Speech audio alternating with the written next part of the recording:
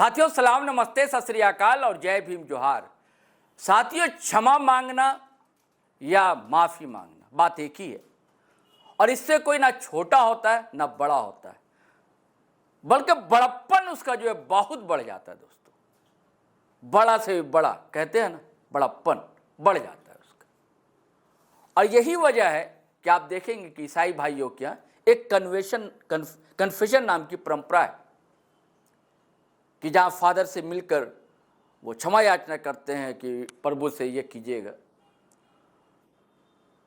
और एक पर्व होता है जैन भाइयों के यहाँ, साल में एक दिन, उस दिन सभी एक दूसरे से क्षमा याचना करते हैं।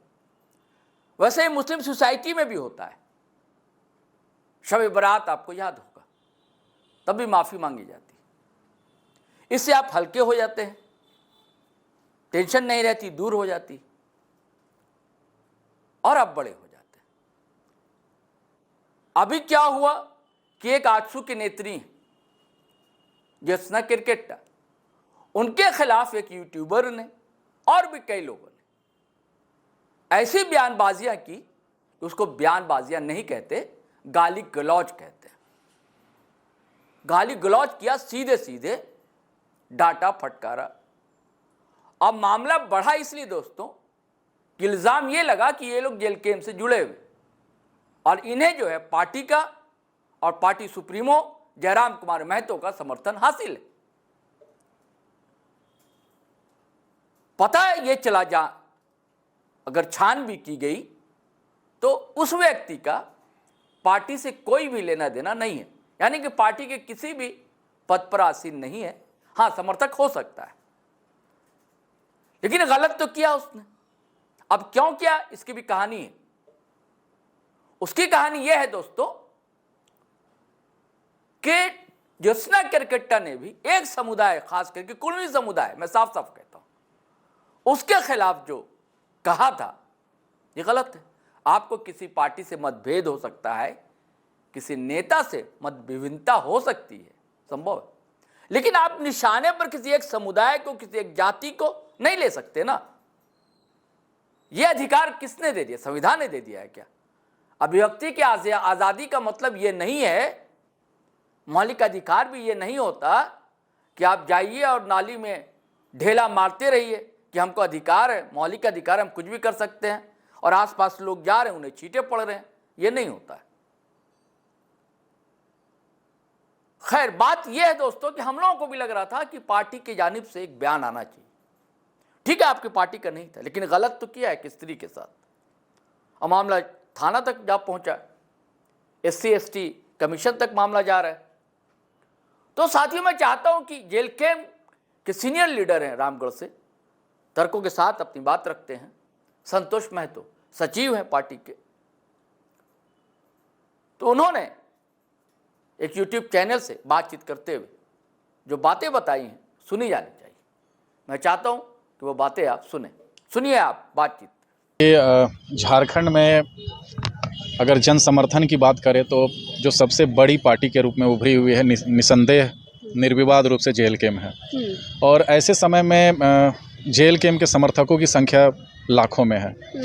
अब जहां तक अमित कुमार की बात है तो वो आधिकारिक रूप से जेल कैंप के किसी पद पे नहीं है। वो पार्टी के समर्थक हो सकते हैं, लेकिन समर्थक होने के नाते ना तो टाइगर जयराम महतो ने, ना जेल कैंप के किसी अधिकारी ने उनको यह परमिशन दिया हुआ है कि वो किसी बहन बेटी के खिलाफ कोई अनर्गल बयानबाजी करें। देखिए, कोई अगर व्यक्ति इस तरीके की बात करता है तो हम लोग उसका निंदा करते हैं। इस तरीके की भाषा शोभनीय नहीं है, किसी भी समाज के लिए नहीं, किसी भी तबके के लिए नहीं। अगर इस तरीके की वाकया हुई है तो उसके अगर आप पड़ताल में जाएंगे, उसके बुनियाद में जाएंगे, तो आपको ये समझ में आएगा कि देखिए, मैं पहले भी बोल रहा हूँ और अभी भी बोल रहा हूँ कि मैं इन बातों का समर्थन नहीं करता हूँ। मैं गाली गलौज की भाषा का समर्थन नहीं करता। मैं व्यक्तिगत रूप से भी भाषा की मर्यादा का खास ख्याल रखता हूँ और जिन मुद्दों पे मुझे बहुत ज़्यादा जानकारी नहीं होती है, मैं उन पे बोलने से बचता भी हूँ। ऐसा नहीं है कि हमको कोई जानकारी नहीं है और हम ज्ञान बखारे जा रहे हैं। अब आते हैं मुद्दे की बात। मुद्दे की बात यह है कि जिस आजसू नेत्री की बात आप कर रही हैं, उस आजसू नेत्री ने राज्य के सबसे बड़ी आबादी के खिलाफ में अनर्गल बयानबाजी शुरू किया और उसको अलग अलग तरीके से अपमानित करने का प्रयास किया। पहले तो ये गलत है। आप किसी व्यक्ति का खुन्नस उस व्यक्ति पे ही निकालिए। अगर आपको संतोष महतो से शिकायत है तो आप संतोष महतो को नाम लेके गाली दीजिए, उनका विरोध करिए, ये आपको परमिशन है। लेकिन आप संतोष महतो से खुन्नस निकालने के लिए पूरी कुड़मी जनजाति को अगर बदनाम करते हैं, उसको गाली देते हैं, उसको चुनौती देते हैं, या उसके सामाजिक प्लेटफॉर्म पे आप उसका मानहानि करते हैं, तो ये गलत है। तो साथियों, आपने बातचीत सुनी और उन्होंने बताया उसका कारण भी, और कहा कि भाई एक पैरामीटर होता है हर चीज का, और कोई भी स्त्री हो, एक तो गाली गलौज अपशब्द का इस्तेमाल सरासर गलत है, अनैतिक तो है ही, असंवैधानिक भी है, गैर कानूनी भी है। और उन्होंने खुद कहा कि मैं ये सब चीज़ें पसंद नहीं करता किसी के खिलाफ भी। ठीक है, हमारे पार्टी के खिलाफ कोई बयानबाजी करता है, लेकिन इसका अर्थ ये नहीं हो जाता है कि उसे माँ बहन की गाली दे। और ये भी बताया कि उनकी पार्टी बढ़ती हुई है, ग्राफ बढ़ रहा है, तो है प्रतिद्वंदिता होती है, दुश्मन है जगह जगह। इन सब के बावजूद भी गाली गलौज कतई सहन नहीं किया जा सकता। ये संतोष महतो थे। हम आभारी हैं जिनका वीडियो आपको सुनवाया मैंने। चलिए साथियों, इजाज़त दीजिए, आज्ञा दीजिए, लेकिन आपसे वही गुजारिश है कि अगर आपने हमारा चैनल सब्सक्राइब नहीं किया तो कर लीजिए, और वीडियो हमेशा की तरह धड़ाधड़ फटाफट खटाखट शेयर कीजिए, लाइक कीजिए, कमेंट कीजिए। और हाँ, कमेंट करते समय ध्यान रखिए, भाषा की मर्यादा मत लांघिए, बार बार आपसे आग्रह करता हूँ।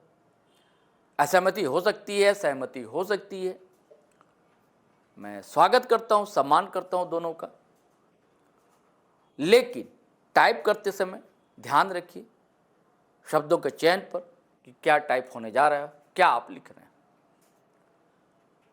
चलिए इजाज़त दीजिए, शेयर कीजिए, लाइक कीजिए, कमेंट कीजिए, ज़रूर कीजिए। चलते हैं। जय हिंद, जय भारत।